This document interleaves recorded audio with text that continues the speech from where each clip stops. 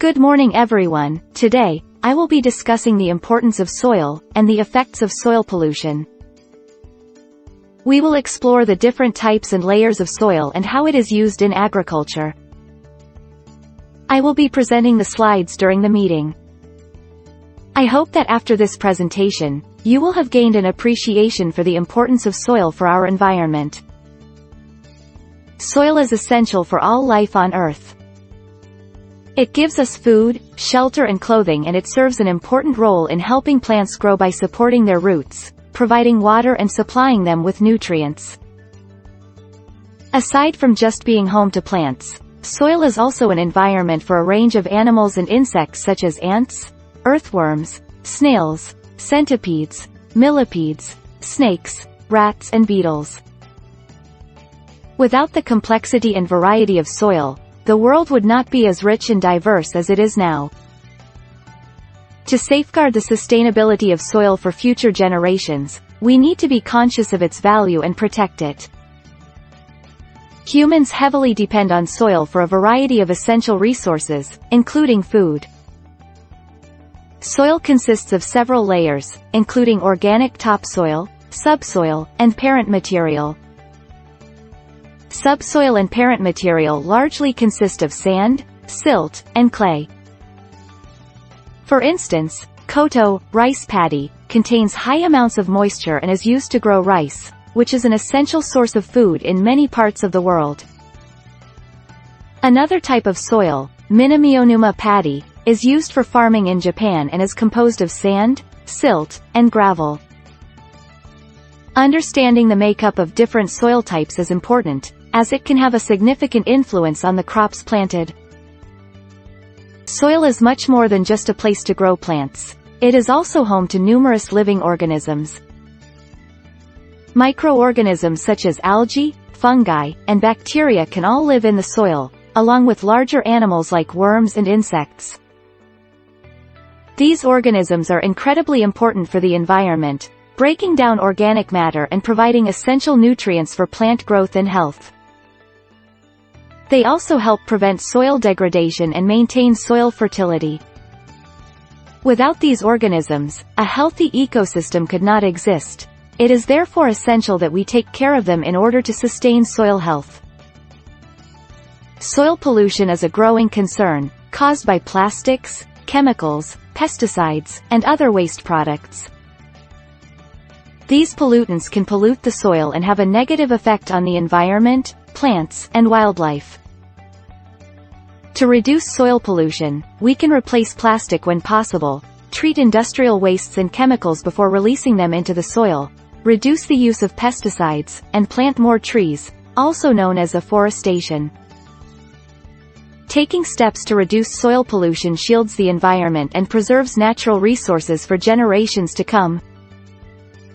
Soil is a complex mixture of organic matter, minerals, gases, liquids, and organisms which support life.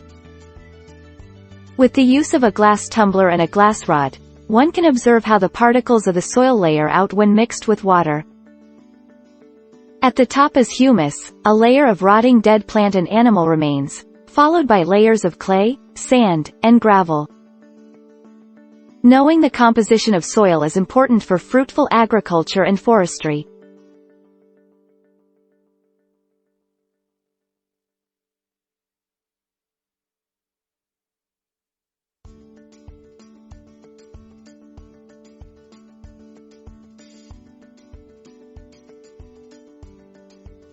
Soil is essential in sustaining a healthy environment.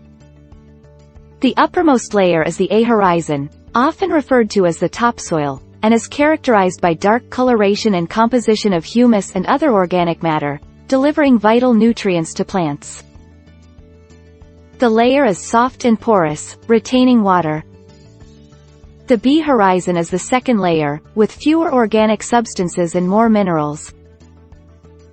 It is harder and much more compact. The third layer of soil is called the C horizon, being composed of small lumps of rock. The final layer is the bedrock, made of incredibly hard rocks. All these layers constitute the soil, with its maintenance being paramount in preserving the planet's ecosystems.